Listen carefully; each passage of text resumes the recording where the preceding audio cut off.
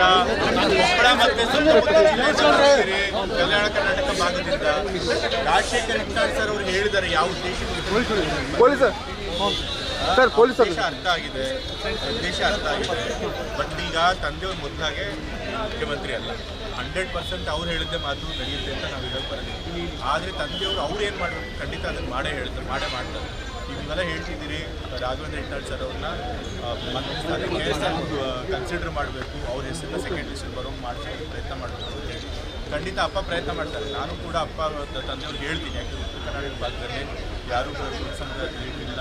So ಹಾಗಾಗಿ ಅವ್ರು ಇದ್ದರೆ ಎಲ್ಲ ಸಮುದಾಯ ಹೆಲ್ಪ್ ಆಗುತ್ತೆ, ಎಲ್ಲರೂ ಚೆನ್ನಾಗಿ ಗೊತ್ತಿದೆ, ಅದಕ್ಕೆ ಹೇಳ್ತೀನಿ ಅಪ್ಪನಿಗೆ. ಬಟ್ ಅಲ್ಟಿಮೇಟ್ ಡಿಸಿಷನ್ ಇರೋದು ಹೈಕಮಾಂಡ್. ಲಿಸ್ಟಲ್ಲಿ ಕೂಡ ಎಲ್ಲರೂ ಕೂಡ ಅಪ್ಪ ಹೇಳಿದವ್ರ ಹೆಸರೇನು ಎಲ್ಲರಿಗೂ ಬಂದಿಲ್ಲ ಅಲ್ವಾ.